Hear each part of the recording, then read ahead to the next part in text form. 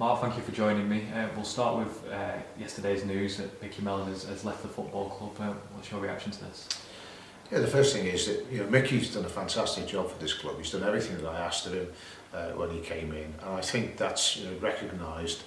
He's done it on the pitch, and he's also done something else I wanted as well, which was to build that bond with the fans. And I think when you look at the way in which, if you look at the social media that surrounds his departure, it's unusual for fans to sort of be so unanimous in their views. And again, they get recognised both the job he's done and the linkage with the fans. Having said that, I think we all understand that it's time for him to go with his head held high and to do what he wanted to do, which is to go in Scotland where his family is. He's never played in Scotland, he's never managed in Scotland. And it's right that we give him the opportunity to do that and don't stand in his way. So he's now he's possibly have some European games to play and so forth. So we wish him well. We're really grateful for what he did here, and he's a big part of the history of the club. It's about the institution and not the individual, and Tranmere Rovers' journey now continues. Yeah, I think it's a very important point because. Mickey did a fantastic job, but it's also the culmination of a lot of people's efforts. Some of them have left the club, players, etc., and people who worked in the club. But then also, not least the fans themselves, because I think what's happened in this period is the fans have got behind the club again and got an enthusiasm for the club and a pride in the club. And that was a big factor, both in terms of what Mickey did and as a consequence of what Mickey did. So, they were very important in terms of what we've done. I've said it many times, the fans are the club. Players come and go, managers come and go, chairmen come and go, owners come and go. And when I came back here, what was here was the fan base. They were here. Those same people will be there when I go. So that's something that you can't miss. So now the process starts, we're looking for a new manager in charge and taking us into a new era. What is next for yourself? Yeah, we move on, and we have to move on. I think, from my perspective, you've actually got a club that is actually quite attractive to people, especially in these uncertain times when you don't know what's coming around the corner, etc. And you see a lot of clubs in financial difficulty, etc. So we are a club I think that people respect. Has moved from where it was. Is in a relatively good position, and on top of that, it's not only if you like the fabric of the club that's in a much better position than a lot of others. I think it's the way we do things at the club. I think they understand that and that we try to do things the right way. But equally on top of that, I think that if you look at the squad, we have a squad that's a very good core of a squad that's there, that Mickey had built, and we've planned to build on that, and so we think that that squad will be quite attractive to people coming in. And it's one of the major things. You've asked me where does the manager process go from here. One of the things is that if you look at the squad, it isn't about a wrecking ball. Somebody doesn't need to come in and unpick everything that's there, the sports science that we have there and so forth. So it is very much about somebody who can take that squad on, add to it and take it further forward. So that's one of the things. Because of the club being where it is, we've had already an amazing response in terms of the number of people who want to apply for the job, who have applied for the job.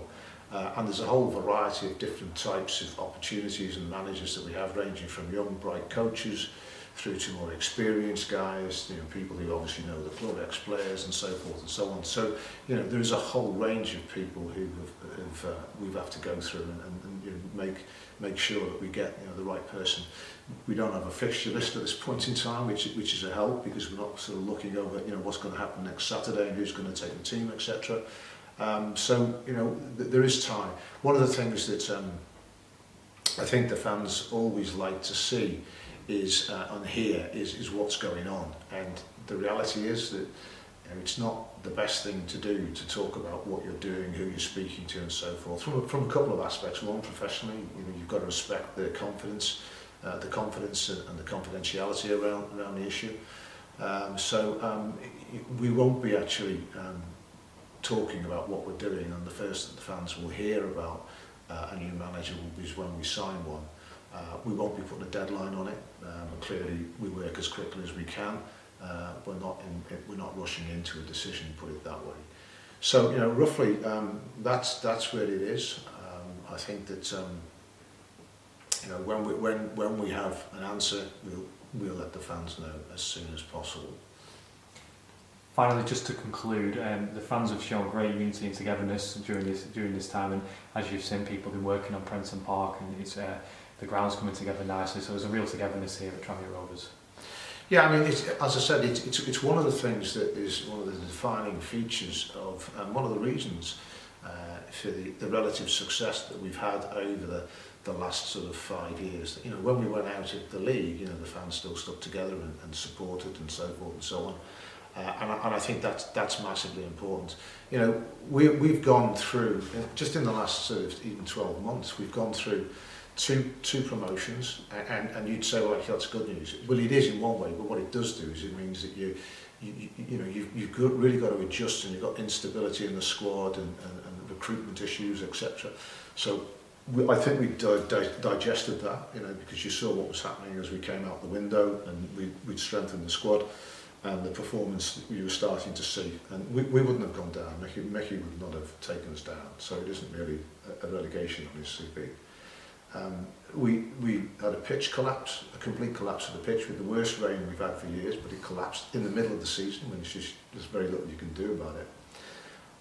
And we've managed that, and we've now, if you've seen the pitch today, it's just a fantastic pitch that we've managed to put in place in the teeth of a pandemic. Financed it, dealt with it, constructed it, and also when you look at, we've prepared for what was going to happen to us in the pandemic, and we're prepared for every eventuality, and we're not going to have financial issues and problems as a consequence. And having dealt with all of those, next thing is they, of course, they voted to try and put us down into League Two, and we've been fighting that, and there is still some way to go in that. I know that the fans think that we've just accepted League Two. We haven't at this point in time, is what I'd say. There's still some mileage to go. There's the case going in Scotland still, etc. So, we've dealt with that. We've gone through that, and now, our manager's gone, and he's the man that you didn't want to go, if I'm honest, and that's why it's disappointing that we don't have him at the helm this season. But he's left behind a fairly good ship. And I think that we can do that. But the angst and the anger that related to that EFL decision has been turned the right way, in the Tranmere way. It's been turned into a positive. And you're right. We've seen the volunteers out there helping to make Prenton Park fit for the SWA for when they come back, and that's just fantastic. It's a real physical manifestation of what Tranmere fans do. They contributed the season tickets, for example, the way they've actually signed up for season tickets when we don't even know when football's going to start again, and everybody's got severe financial difficulties and uncertainty again in their own personal circumstances.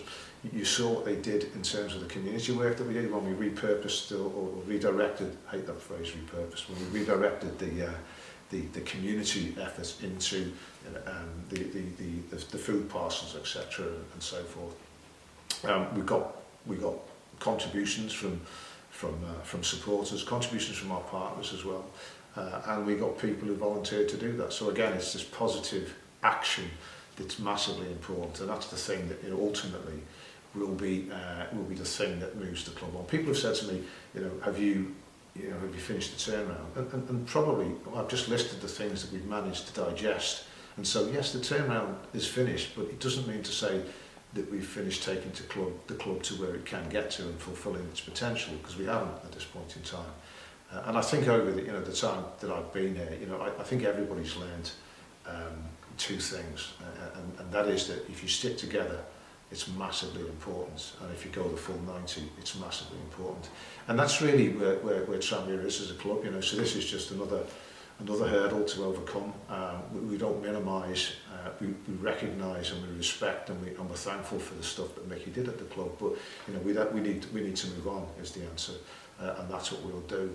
And we'll do it. People talk about the Tranmere way, and we have a great motto, Ubi Fides, if he looks at rugby. And it's not for me to rewrite the club's motto, but there's one that I like and personally aspire to, and actually think it is something that really describes the Tranmere way for me, and that's quote unquote Yekeris Stavit, which is whichever way you throw me, I shall stand.